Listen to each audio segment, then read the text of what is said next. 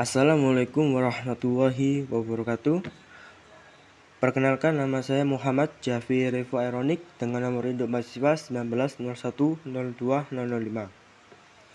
Di sini saya akan mempresentasikan materi tentang respiratory system yang mengambil dari buku Atlas of Fish Histology.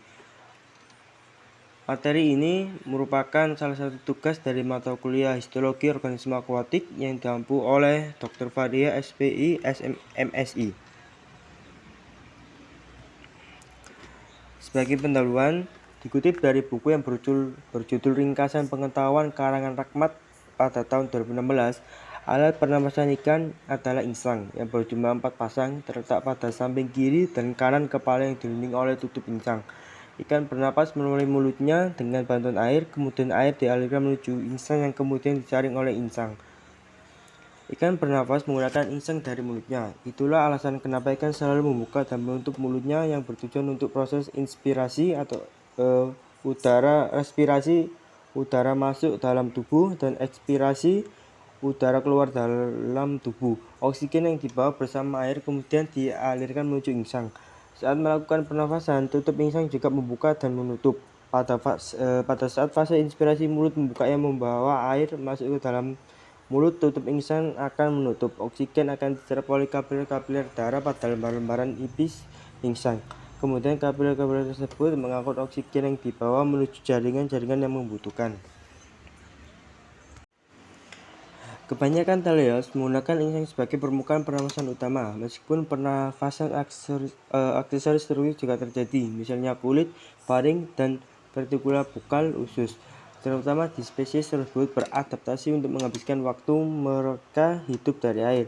Elasmobranchi memiliki 5 pasang insang, berotot, serta interbrachial, yakni pada gambar 10.1, insang terpisah celah.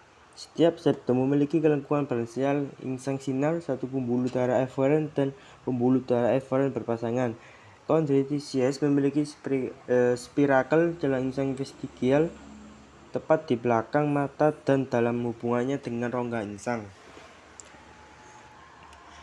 Kebanyakan ikan teleos memiliki 4 pasang lengkungan insang memanjang dari lantai ke atap rongga bukal.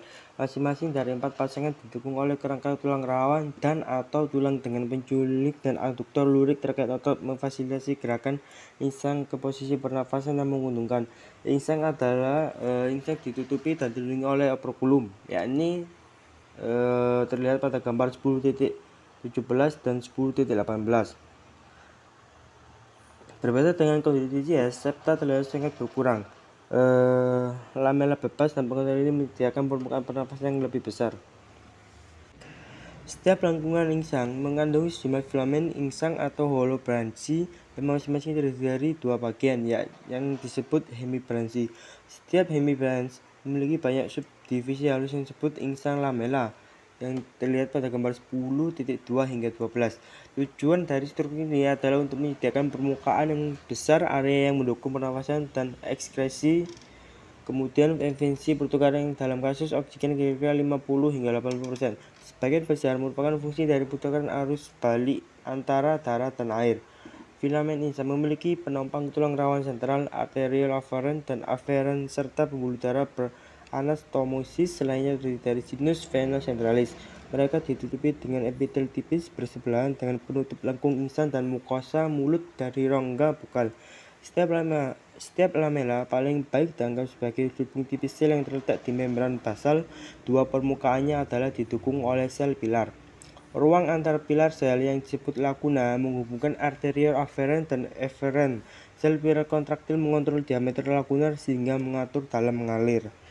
Sel klorita, yakni terlihat pada gambar 10.12 yang berada di bawah kiri pojok, dikelilingi oleh sel perkerasan yang rata dapat diamati pada persimpangan antara primer dan sekunder lamela.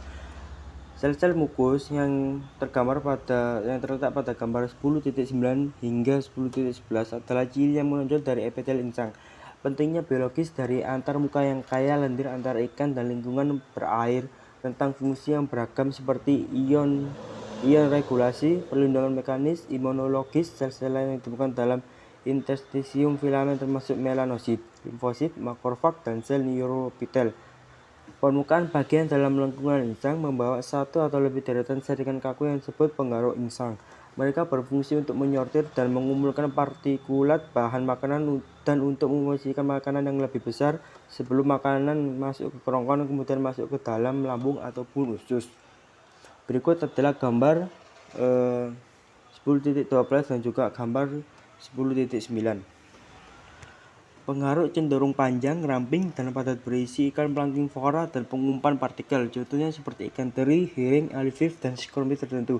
Mereka lebih pendek, lebih tebal, dan lebih banyak dilemparkan pada ikan yang memakan lebih besar dari mangsanya. Penggaruk yang diilustrasikan di sini yakni termasuk jenis Sepetinus Scarpio yang terlihat pada gambar 10.13 hingga 10.16 yang relatif pendek. Gambar tersebut dapat dilihat pada bagian bawah. Secara histologis, setiap penggaruk insang terdiri dari lamela bertulang dan tulang rawan yang mendukung epitel pluristratifikasi faring dan jaringan ikat. Baik, sekian, terima kasih. Saya mohon maaf jika ada salah kata ataupun kekurangan materi dari yang telah saya sampaikan. Saya ucapkan terima kasih. Wassalamualaikum warahmatullahi wabarakatuh.